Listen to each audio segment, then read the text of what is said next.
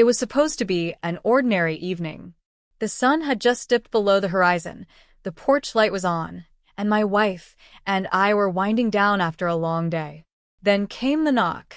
It wasn't casual, not the kind of knock you expect from a neighbor asking to borrow a tool. It was sharp, loud, and commanding, the kind that makes your heart beat a little faster before you even know why. When I opened the door, two men stood there, dressed in dark clothing with badges that looked official at first glance. They carried themselves like they were in charge, claiming they were law enforcement and demanding to talk about a so-called community violation. At first, I was caught off guard. Their tone was aggressive, and the way they spoke made it seem like we had done something seriously wrong. But something didn't sit right. The uniforms weren't quite right, the badges looked off, and their stories didn't line up. I could feel my wife standing just behind me, watching the whole thing unfold. She stayed calm, but I knew by the way she crossed her arms that she wasn't buying their act either. Then came the twist they never expected. My wife, who doesn't usually draw attention to her job, stepped forward. Without raising her voice or showing a hint of fear, she reached into her wallet and calmly flashed her U.S. Marshal badge. The color drained from their faces instantly. Whatever confidence, they had disappeared in a second, and before either of us could ask another question, the men turned and bolted down the driveway. What were they really after? Why would the HOA stoop to something like this? And most importantly, what would happen next? I stood frozen for a moment, still hearing the sound of their boots hitting the pavement as they ran off into the night. My wife quietly shut the door, but her eyes told me everything. This wasn't just some random prank. Something bigger was at play.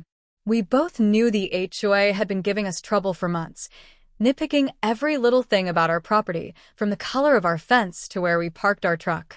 But this? Sending people to our door pretending to be law enforcement? That was a line we never thought they'd cross.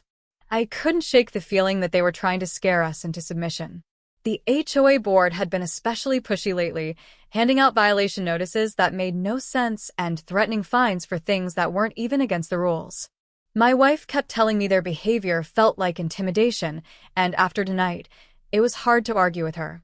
Still, the part that rattled me most was how real those fake badges looked. Whoever sent them had gone to serious lengths to make it convincing. As I replayed the scene in my head, more questions piled up. Did the HOA actually send those men, or was it someone trying to act on their behalf? Were they just bluffing, or was there a plan that didn't get carried out because of my wife's badge? The thought made my skin crawl. I knew one thing for sure.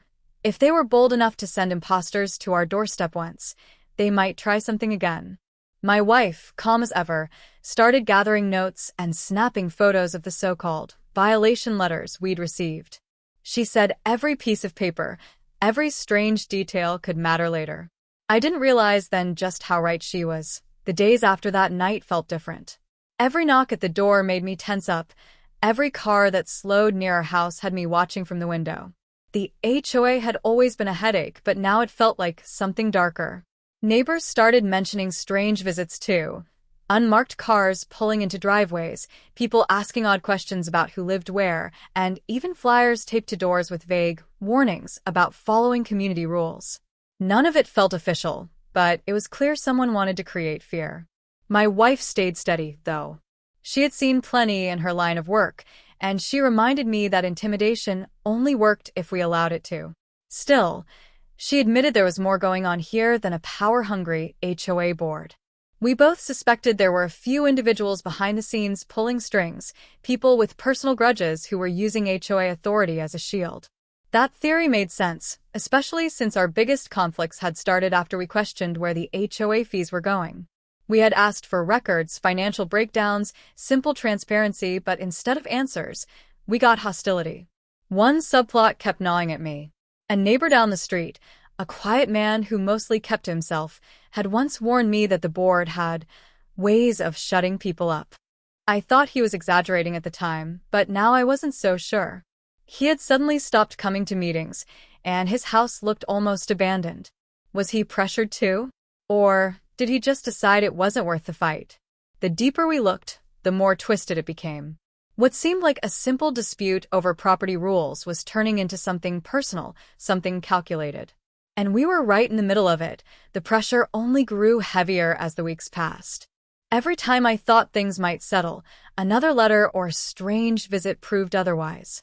The HOA board kept stacking up violation notices, each one more absurd than the last. Complaints about the angle of our porch light, the length of our grass, even the sound of our dog barking. It was as if they were trying to bury us in paper until we gave in. But the fake cops had changed everything. We weren't just annoyed anymore. We were alert, cautious, waiting for the next move. One night, long after most of the neighborhood had gone quiet, we noticed a car parked across the street with its lights off. It stayed there for hours, no one coming or going. When I stepped outside to get a better look, the engine started and it drove slowly away, like it wanted me to know it had been watching. That same week, we found a letter slipped under our door, no envelope, no signature, just the words, "Drop it before it's too late." It wasn't an HOA notice this time. It was something else entirely. My wife, calm but firm, said this was no longer about rules or fines. This was intimidation, plain and simple. She started documenting every detail, license plates, dates, times, and even the odd behavior of certain board members who suddenly avoided eye contact whenever we passed them. The closer we looked, the more cracks we saw in their story. The tension hit its peak when we returned home one evening to find our gate wide open, though we had locked it that morning. The porch light had been unscrewed, leaving the entryway dark. It wasn't just harassment anymore. It felt like a warning, and it set the stage for what was about to explode. Standing in the dark entryway with the porch light unscrewed, I felt that chill of knowing someone had been there, close enough to touch the house we called home. My wife checked the gate and confirmed the lock hadn't been broken. It had been opened with a key. That detail hit harder than anything else. Someone either had access to a copy, or worse, the HOA's own maintenance master key had been used. That changed everything. This wasn't random harassment anymore. It was planned, deliberate, and dangerously close. We filed a report, but the strange part was how quickly word spread through the neighborhood afterward.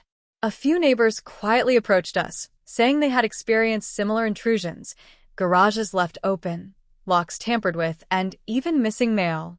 No one had spoken up before because they feared retaliation from the board. Hearing their stories connected us we hadn't seen before. This wasn't just about us.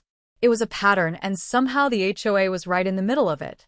The real twist came when one of those neighbors slipped me a file folder late one night. Inside were copies of HOA financial records, meeting notes, and even receipts, things the board had refused to share publicly. Scrawled across one page was a name I recognized, one of the men who had pretended to be a cop at our door. That single link tied the intimidation directly back to the HOA. My pulse raced as I realized we weren't just fighting over violations or property rules anymore. We had stumbled into something deeper, something they clearly didn't want exposed. From that moment, the stakes weren't just about protecting our home. It was about uncovering what the board was hiding and the lengths they were willing to go to keep it buried. With the file folder in hand, we finally had the proof we needed. My wife organized everything into a detailed report, complete with photos of the fake cops, the tampered locks, and the intimidation notes. When she handed it off to her contacts in federal law enforcement, I could see the weight lift from her shoulders. For weeks, we had been on the defensive, but now the tables were turning. Within days, investigators began quietly showing up in the neighborhood, asking questions and collecting statements. The board members who once strutted around with authority suddenly grew nervous, their confidence slipping each time someone in a suit walked past. The climax came during the next HOA meeting.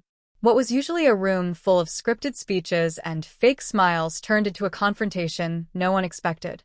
Agents entered midway, calmly identifying themselves before presenting the evidence. The board members shifted in their seats, some trying to argue, others going silent altogether. And then came the shock. The two men who had shown up at our door pretending to be cops were revealed to be directly connected to one of the board officers. Gasps rippled through the room as neighbors realized this wasn't just rumor anymore. It was real. But the twist came when another familiar face appeared, our quiet neighbor who had warned me months before. He stepped forward, revealing that he had been working with investigators all along. gathering evidence in silence while enduring the same intimidation we had faced. He wasn't a victim who gave up. He was part of the reason the investigation had teeth. As the board was escorted out one by one, the neighborhood sat in stunned silence. The fear that had hung over us for so long was gone, replaced by the shocking truth we never saw coming. In the weeks that followed, the neighborhood began to feel different, almost lighter. Without the board breathing down everyone's neck, people started stepping outside more, talking over fences, and reconnecting in ways we hadn't seen in years. The intimidation and harassment that had once been a constant shadow were gone, replaced by a sense of relief that spread through every street. For the first time in a long time, it felt like our community actually belonged to the people who lived there, not a handful of individuals hiding behind HOA power. The investigation confirmed what many of us suspected. Funds had been misused, records manipulated, and intimidation tactics employed to keep homeowners silent. It wasn't just about our gate or our yard, it was about control. Seeing the truth come to light answered so many questions. The late-night cars, the bogus notices, even the fake cops, all of it tied back to a group that thought they could scare us into compliance. They underestimated how quickly everything can unravel once people stand together. Our neighbor, the one who had stayed so quiet for so long, became an unlikely hero. His patience and courage in gathering proof gave our case the strength it needed. My wife, with her steady calm and refusal to be intimidated, reminded everyone what it looks like to stand your ground with dignity. Looking back, the lesson was clear. HOA rules and community guidelines can keep neighborhoods organized, but when power is abused, it takes ordinary people to push back. What started as a knock on the door meant to scare us turned into a reminder that truth has a way of breaking through intimidation. In the end, our home wasn't just safe. It became the heart of a neighborhood that had finally found its voice.